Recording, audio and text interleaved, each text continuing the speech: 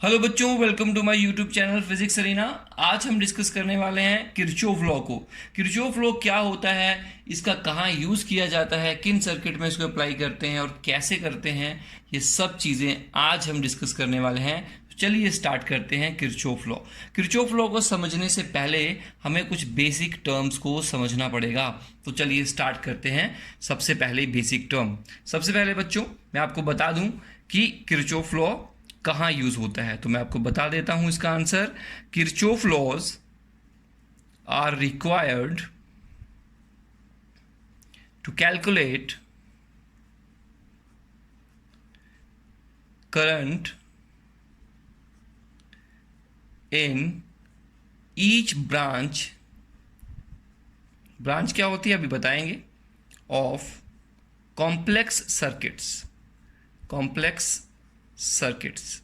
अब simple circuit और complex circuit देखिए, ये एक हमारे पास सिंपल सर्किट है, इसके साथ एक रेजिस्टेंस है और एक बैटरी लगी है बच्चों।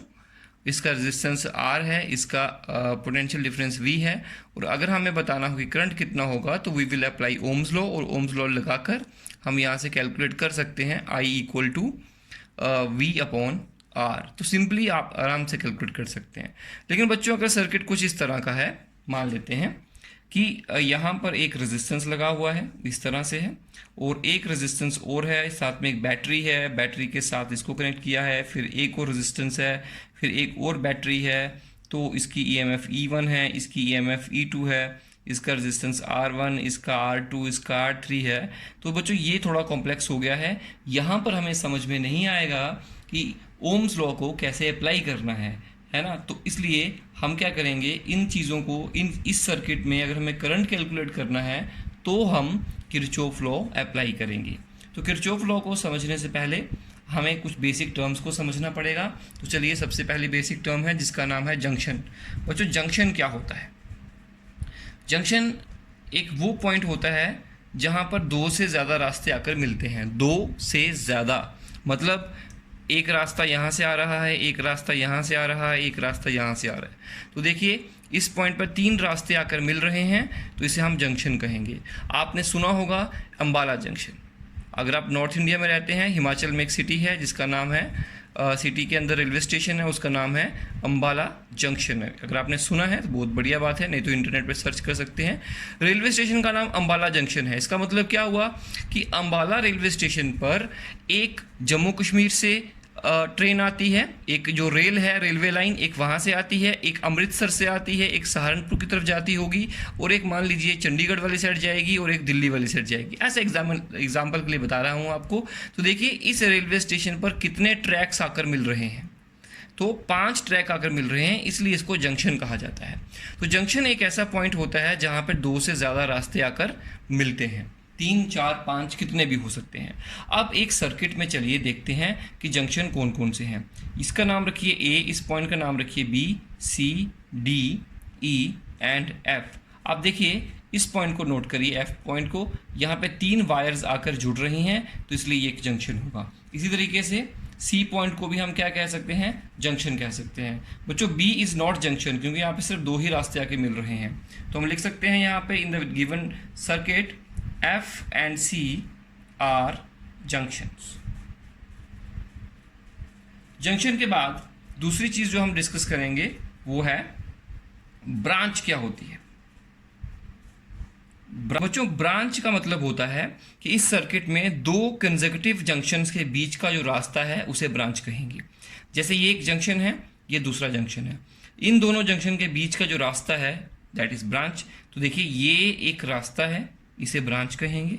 दूसरी ब्रांच यहाँ से ये आएगी और तीसरी ब्रांच यहाँ से ये आएगी।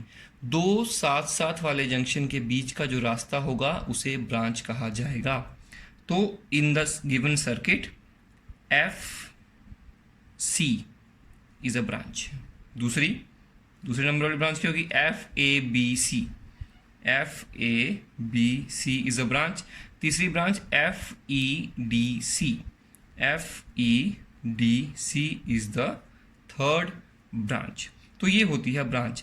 एक बात आप याद रखिएगा, मान लीजिए बच्चों यहाँ से अगर करंट आता है कुछ, तो यहाँ से मान लीजिए इस जंक्शन से कुछ करंट चलता है 2 एम्पेयर। तो बच्चों 2 एम्पेयर यहाँ है, यहाँ पे भी 2 ampere, 2 ampere, 2 ampere, 2 ampere, 2 ampere, 2 ampere. यहाँ से वो 2 एम्पेयर हो सकता है, 1 एम्पेयर इधर जाए, 1 एम्पेयर इधर जाए। लेकिन एक ब्रांच में देखिए सब जगह पे करंट एक जैसा ही रहेगा, क्योंकि इसमें कोई भी डाइवर्जन नहीं है। तो एक ब्रांच में करंट हर जगह पर सेम रहता है। तो हम लिख सकते हैं current throughout the branch, या current is same throughout the branch. ये बात याद रखिएगा, आगे बहुत जगह काम आएगा। नंबर 3, लूप क्या होती है? लूप होती है कोई भी एक क्लोज्ड पाथ है सर्किट में, ले लीजिए, उसे लूप कहेंगे। जैसे FCBAF इज द लूप। उसके अलावा और कौन सी लूप होगी? एक लूप तो ये बन गई, दूसरी लूप ये नीचे वाली है FCDEF, और तीसरी कौन सी होगी? ABDEA।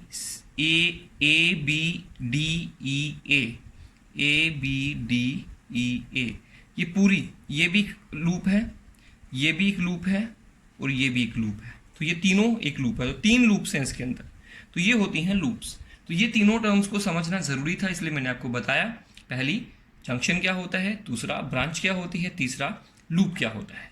तो चलिए अब पढ़ते हैं किरचॉफ का फर्स्ट लॉ। तो किरचॉफ का जो फर्स्ट लॉ था, चलिए उसको हम एक और नाम देते हैं Kirchhoff current law, KCL short में कहते हैं, या फिर इसे हम जंक्शन लॉ भी कहते हैं। अब जंक्शन लॉ मतलब जंक्शन से रिलेटेड होगा, कुछ ना कुछ बिल्कुल होगा। इसमें क्या कहा गया देखिए, मान लीजिए ये एक जंक्शन है।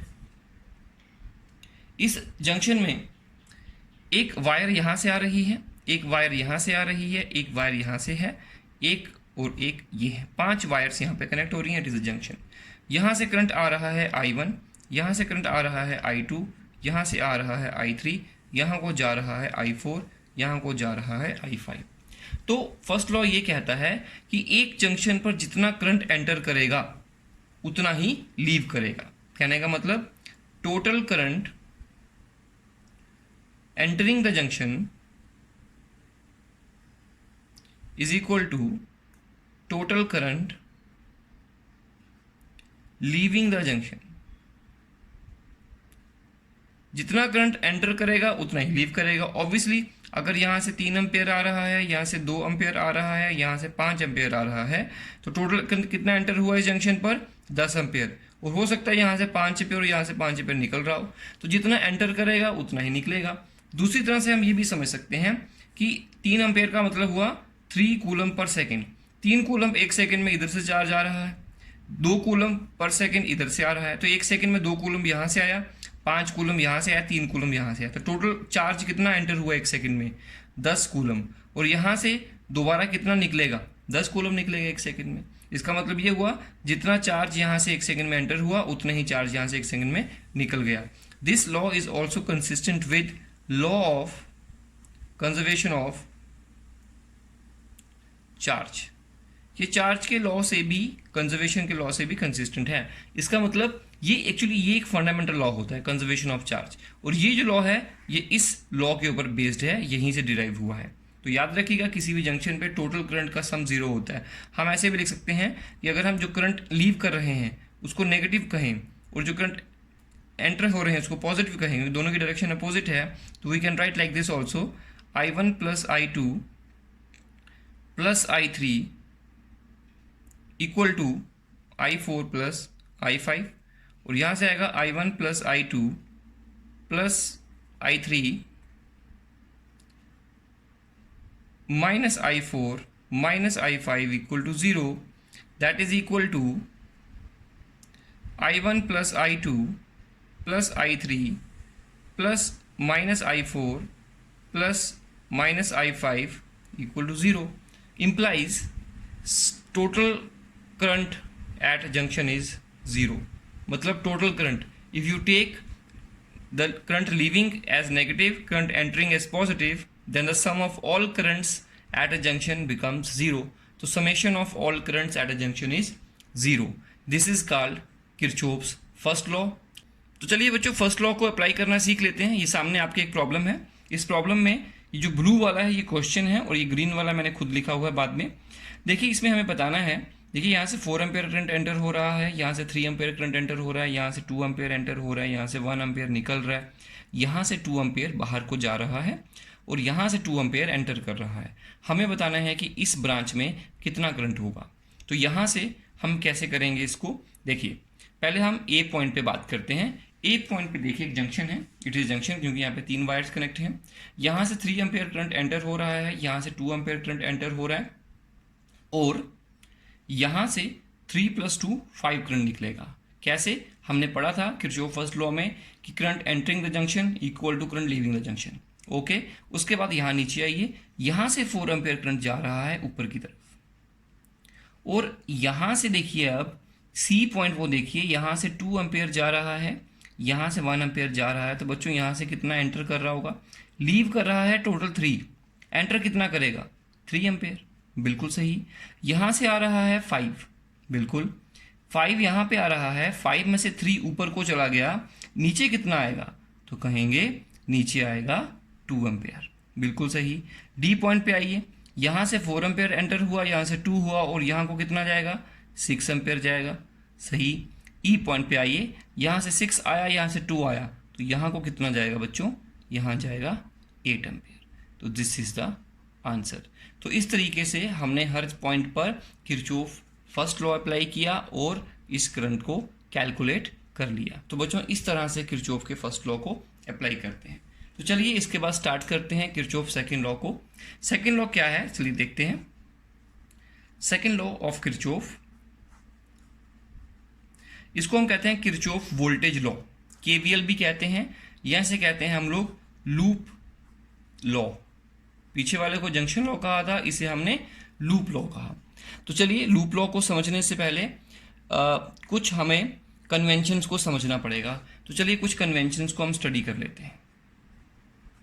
कन्वेंशंस क्या होती है, कन्वेंशंस होते हैं रूल्स जो हमने फिक्स किए। चलिए बच्चों रूल्स के बारे में समझते हैं कि रूल्स क्या होते हैं। इसके रूल्स जो हैं, सबसे पहले अगर हमारे पास एक बैटरी है, देखिएगा हमारे पास एक बैटरी है, इस तरह से ये बैटरी है, यहाँ पे मैं इस पॉइंट को कहूँगा ए और इस पॉइंट को कहूँगा बी। अब मुझे बताइए कि पोटेंशियल ए का ज़्यादा होगा कि बी का ज़्यादा होगा। तो हम कहेंगे ए का पोटेंशियल ज़्यादा होगा, बी का कम होगा, क्योंकि ये हायर पोटेंशियल है, लोअर पोटेंशियल है। अब मुझे बताएं जब मैं इधर से इधर को मूव करूँगा तो V A potential at A minus potential at B is equal to V A B. Positive आएगा कि नेगेटिव आएगा, तो कहेंगे पॉजिटिव ही आएगा। और अगर मैं यहाँ से यहाँ मूव करता हूँ, इस तरफ से देखता हूँ, तो मुझे लिखना पड़ेगा V B minus V A, मतलब दिस माइनस दिस, तो that will become V B A. और वो कैसा आएगा, नेगेटिव आएगा। क्यों नेगेटिव आएगा, क्योंकि ए बड़ा है बी छोटा है, इसलिए पॉजिटिव आया। यहाँ बी ए बड़ा है, ए बड़ा होने से उसके साथ नेगेटिव साइन है, इसलिए ये नेगेटिव आएगा। इसका मतलब ये हुआ कि जब हम इधर से देखेंगे तो वोल्टेज को पॉजिटिव लेंगे और जब हम इधर से आएंगे तो वोल्टेज को नेगेटिव लेंगे। ये बात को याद रखिएगा। कुछ किताबों में इसके उल्टे रूल लिखे हुए हैं, उससे घबराइएगा मत, क्योंकि रूल कैसे भी ले बना लीजिए, आंसर हमेशा आपके सही आएंगे। This is rule number 1। इसके बाद स्टार्ट करते हैं रूल नंबर 2 क्या है। बच्चों रूल नंबर 2 जो होगा उसमें एक रेजिस्टेंस हो, ये एक रेजिस्टेंस है मान लेते हैं। इस रेजिस्टेंस के इस पॉइंट को कहेंगे ए और इस पॉइंट को कहेंगे बी, और यहाँ से करंट इस तरह से जा रहा है। अब मुझे ये बताएं कि पोटेंशियल ए पे ज़्यादा होगा कि बी पे ज़्यादा होगा। तो ऑब्वियसली करंट यहाँ से यहाँ जाता है, हम जानते हैं करंट हाई पोटेंशियल से लो पोटेंशियल जाता है, इसलिए ए हाई पोटेंशियल पे होगा, बी लो पोटेंशियल पे होगा। तो ऊपर वाले रूल के अकॉर्डिंग अगर हम हाई से लो जाएंगे तो हम उसको वोल्टेज को पॉजिटिव लेंगे, और अगर हम लो से हाई आएंगे तो वोल्टेज को नेगेटिव लेंगे।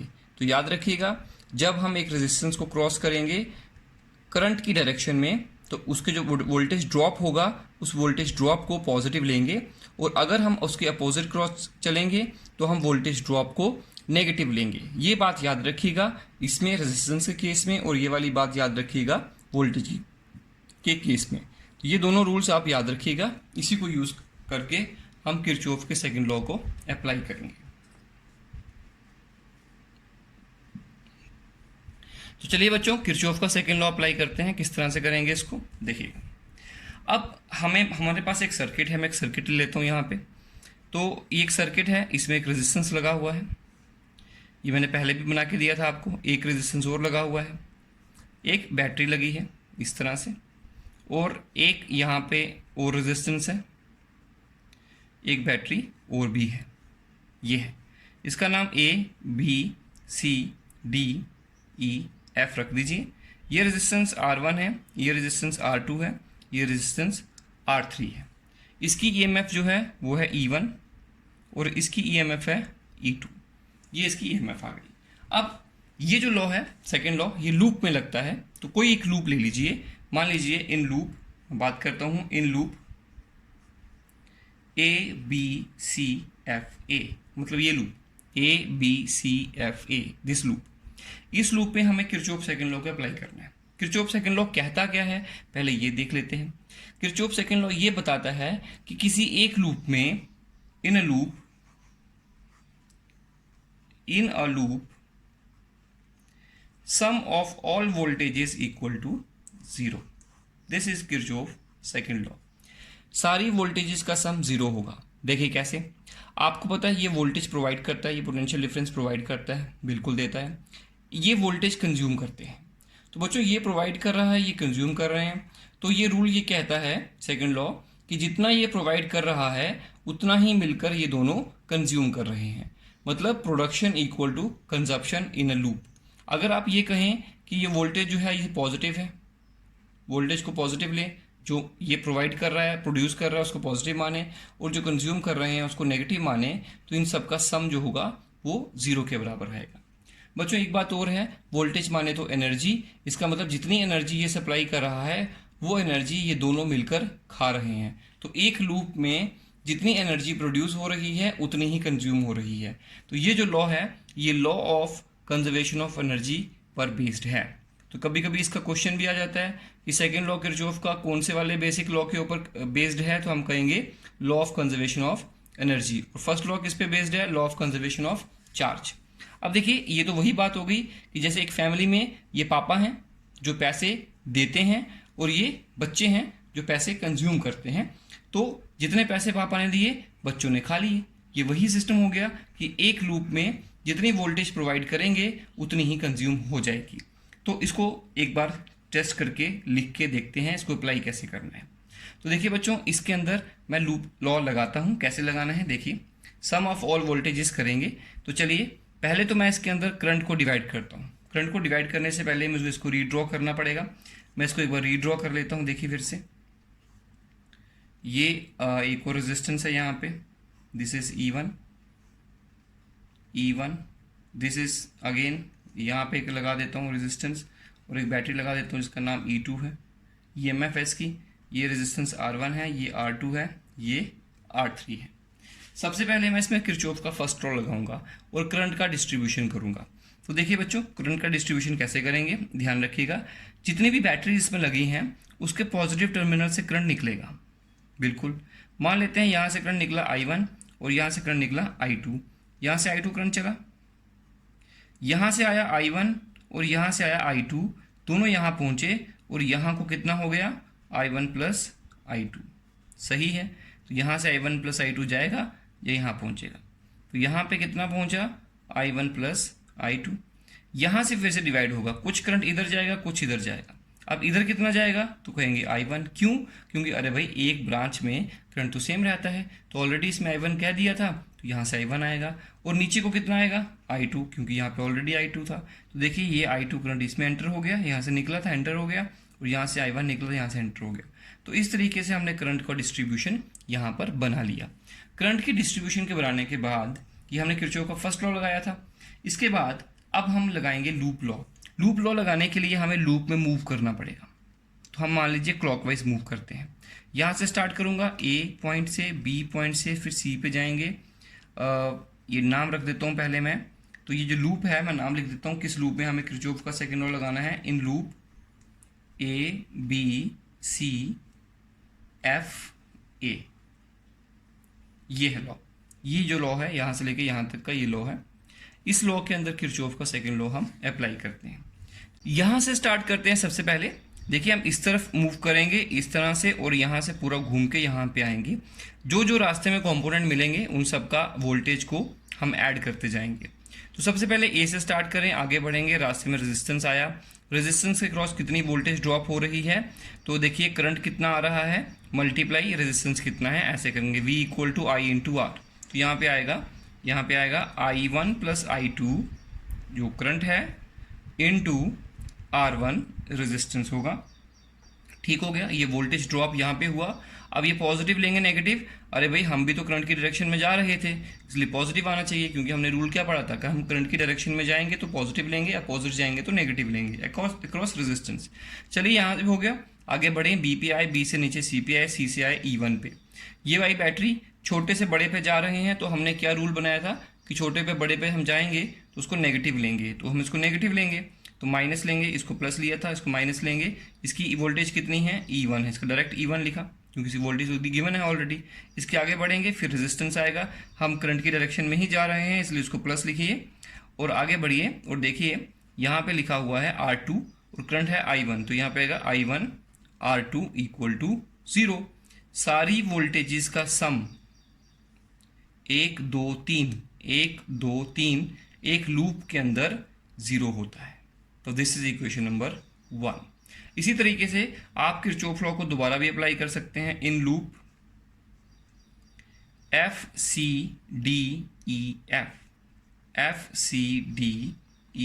F। अब बच्चों चाहे आप इसमें क्लॉकवाइज मूव करें चाहे आप एंटी क्लॉकवाइज मूव करें, इसमें कोई भी फंडा नहीं है, आपकी मर्जी है, आप कैसे भी मूव कर सकते हैं। तो चलिए मैं क्लॉकवाइज मूव करता हूँ, F से स्टार्ट करता हूँ। F से स्टार्ट किया, रास्ते में आया रेजिस्टेंस, यहाँ पे कितना वोल्टेज का ड्रॉप होगा, करंट कितना फ्लो कर रहा है I1 multiply R2, I1 into R2। अब बच्चों नेगेटिव की पॉजिटिव, तो हम इधर को जा रहे थे करंट के अपोजिट में, तो करंट के अपोजिट में जाएंगे तो नेगेटिव, तो इसको माइनस का लिखो इस वोल्टेज को। उसके आगे आगे EMF आ गई, बैटरी आ गई, बड़े से छोटे पे जाएंगे, इधर को मूव कर रहे हैं तो इसको प्लस लिखिए E1। ओके, यहाँ से नीचे आइए, यहाँ ये देखिए छोटे से बड़े पे जा रहे हैं तो माइनस E2 लिखिए। उसके बाद यहाँ से आगे बढ़ेंगे, रास्ते में आएगा रेजिस्टेंस, इसमें कितना वोल्टेज ड्रॉप होगा, current into resistance I2 R3, यहाँ लिखेंगे plus I2 R3 equal to 0। This is equation number 2। ये आ गई इक्वेशन नंबर 2। अब बच्चों देखिए यहाँ पर क्या होता है कि R की वैल्यू, रेजिस्टेंस की वैल्यू और EMF की वैल्यू गिवन होगी। जब R और E1 गिवन होगा तो हम यहाँ पे वैल्यूज लिख देंगे।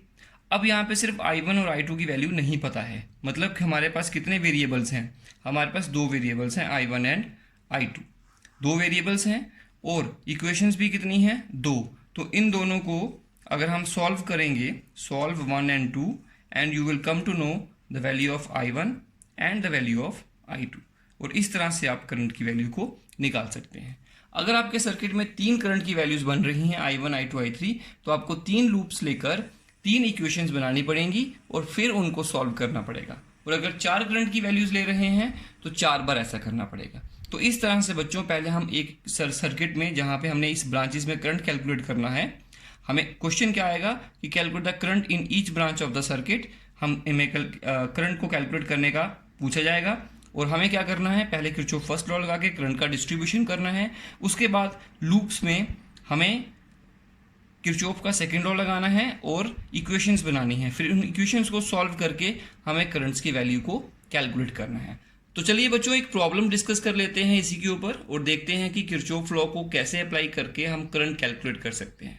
ये हमारे सामने एक सर्किट है, इस सर्किट में कुछ रेजिस्टेंस लगे हैं और 2 बैटरीज हैं और हमें पूछा गया है कि calculate current in each branch of the circuit, हर एक ब्रांच में हमें बताओ करंट कितना होगा। तो चलिए सबसे पहले हमें लगाना पड़ेगा Kirchhoff first law. Kirchhoff first law कैसे लगाएंगे, देखिए जितनी भी बैटरीज होंगी उसके पॉजिटिव टर्मिनल से आप करंट को स्टार्ट करें। तो मान लेते हैं यहाँ से करंट चला I1 और जो दूसरी बैटरी है यहाँ से करंट चला I2, ठीक है, यही तो हमें कैलकुलेट करने थे। और यहाँ से करंट आगे बढ़ेगा और जब वो F पॉइंट पे पहुँचेगा, यहाँ से करंट I1 आ रहा है, यहाँ से I2 आ रहा है, तो ये दोनों करंट मिलकर इस तरफ जाएंगे और उसकी वैल्यू रहेगी I1 प्लस I2। यहाँ पे लगाया Kirchhoff first law. Okay, Kirchhoff first law लगाने के बाद हम क्या करेंगे यहाँ से, देखिएगा ये जो रेजिस्टेंस है मैं आपको पहले बता देता हूँ, दिस इज़ 4 ओम। अब ये करंट डिस्ट्रीब्यूट हुआ, यहाँ से I1 प्लस I2 चलेगा, फिर से यहाँ से जब यहाँ पहुँचा I1 प्लस I2, इसमें से I2 करंट ऊपर को चला जाएगा और I1 करंट नीचे आ जाएगा, क्योंकि बच्चों नीचे की तरफ देखिए I1 करंट है ऑलरेडी, तो इस ब्रांच में करंट सब जगह पे सेम ही रहना चाहिए। इस तरह से करंट की डिस्ट्रीब्यूशन यहाँ से हो जाएगी। अब देखिए करंट का डिस्ट्रीब्यूशन हो गया, किरचॉफ फर्स्ट लॉ अप्लाई हो गया। अब लगाएंगे Kirchhoff second law. Kirchhoff second law कैसे लगाएंगे, सबसे पहले आप ले लीजिए इन लूप ABEFA, कोई भी एक लूप ले लीजिए। मैं ये लूप ले लेता हूँ और इस लूप में मैं क्लॉकवाइज मूव करूँगा। तो मैं A से स्टार्ट करता हूँ, यहाँ से मूव करना। सबसे पहले आएगा ये बैटरी, आप जानते हैं पॉजिटिव से नेगेटिव पे जा रहे हैं, बड़े से छोटे पे, तो इसको पॉजिटिव लेना पड़ेगा, बैटरी की वोल्टेज को +4 लिखेंगे, ठीक है। उसके बाद इस पे दूसरे पे आएंगे, इसमें हम करंट के अपोजिट में जा रहे हैं, तो इसके अक्रॉस जो वोल्टेज बनेगी, जो ड्रॉप होगा वोल्टेज का, वो कितना होगा, करंट कितना है यहाँ पे I2 multiply 2, that is 2I2, या माइनस आएगा क्योंकि हम करंट के अपोजिट में जा रहे हैं। यहाँ से नीचे उतरेंगे, यहाँ पे फिर से रेजिस्टेंस आया, ये आएगा 6I2 माइनस की प्लस, ये भी माइनस रहेगा। फिर यहाँ से आया, यहाँ से जाएंगे, ये भी करंट की अपोजिट डायरेक्शन में है, यहाँ पे आएगा इसका -8I1 प्लस I2, और यहाँ पे फिर से हम A पर आ गए, दैट इज़ इक्वल टू 0। देखिए टोटल वोल्टेज, इसकी वोल्टेज, इसकी सबकी वोल्टेज का सम कितना आना चाहिए, 0 आना चाहिए। This is Kirchhoff second law, this is equation number 1। इसको थोड़ा सा और सॉल्व कर लेते हैं बच्चों। देखिएगा 4 - 2I2 और 6I2, 8I2 -8I1 -8I2 equal to 0। ये आ जाएगा आपके पास, इस सबको उधर ले जाइए, ये आएगा I2 और I2 को ऐड कर लीजिए, 16I2 plus 8I1 equal to 4। बच्चों ये हमारी ये एक इक्वेशन बन गई, इक्वेशन नंबर 1। इसी तरह से आप एक और लूप ले लीजिए, इन लूप ये FECDF, इसमें भी लगाइए किरचॉफ लॉ सेकंड लॉ। इसमें भी क्लॉकवाइज मूव करेंगे हम, F से स्टार्ट करते हैं, यहाँ से बढ़ेंगे। देखिए पहले ये आया, इसके क्रॉस कितनी वोल्टेज होगी, वो होगी 8I1 plus I2, resistance multiply current is voltage. ये कैसी आएगी, पॉजिटिव आएगी। उसके बाद यहाँ से नीचे उतरे, यहाँ से आए, ये हमारे पास 1 ओम का रेजिस्टेंस है, इसके क्रॉस करंट कितना है I1, तो ये आएगा +I1। प्लस क्यों लिखा मैंने, क्योंकि हम करंट की डायरेक्शन में ही मूव कर रहे हैं। आगे बैटरी आएगी, बैटरी छोटे से बड़े पे जा रहे हैं तो -6 लिखना पड़ेगा। यहाँ से बड़े 4 आया, करंट की डायरेक्शन में जा रहे हैं, 4 मल्टीप्लाई I1, तो +4I1 equal to 0, equation number 2। इसको अभी 2 नहीं कहेंगे। देखिए जितने भी रेजिस्टेंस और बैटरीज हैं, सबकी 1, 2, 3, 4 सारों की वोल्टेज का जो सम है वो किसके बराबर आया, 0 के बराबर आया। अब इसको सॉल्व कर लेते थोड़ा सा। 8I1 plus 8I2 plus 4 + 1 5I1 equal to 6 को उधर ले जाएं, और यहाँ से होएगा 8 और 5 13I1 plus 8I2 equal to 6। तो ये हमारे पास एक इक्वेशन बनी, दिस इज इक्वेशन नंबर 2। ये हमारे पास इक्वेशन नंबर 2 यहाँ पे रेडी हो गई। अब देखिए बच्चों, अब क्या करें, सॉल्व। पहली इक्वेशन क्या बनी, 16I1 प्लस 8I2 और यहाँ I1 आएगा, दैट इज इक्वल टू 4। और दूसरी इक्वेशन बनी 13I1 plus 8I2 equal to 6। इन दोनों इक्वेशन को सॉल्व करो। सॉल्व इक्वेशन नंबर 1 एंड 2, और आपके पास I1 की वैल्यू जो आएगी दैट इज़ 1/36 एम्पेयर आएगी, और जो I2 की वैल्यू आएगी दैट इज़ इक्वल टू 4/9 आएगी एम्पेयर। और जो I1 प्लस I2 है, दैट इज़ इक्वल टू 3 दोनों को ऐड करके आएगा 78 volt. Sorry, it's not like this, हमें I1 भी मिल गया और I2 भी मिल गया, हम यहीं तक रखेंगे। तो इस तरह से हम इसको कैलकुलेट कर सकते हैं। तो देखिए हमने क्या किया, पहले किरचॉफ का फर्स्ट लॉ लगाया, फर्स्ट लॉ लगाने के बाद इसमें लगाया हमने सेकंड लॉ से 2 इक्वेशंस बनी, उन दोनों इक्वेशन को सॉल्व किया और करंट की वैल्यू को कैलकुलेट कर दिया। This is how we can use Kirchhoff laws to calculate currents in the complex circuits. बाकी प्रॉब्लम्स इसके जैसी और भी करेंगे नेक्स्ट वीडियो में।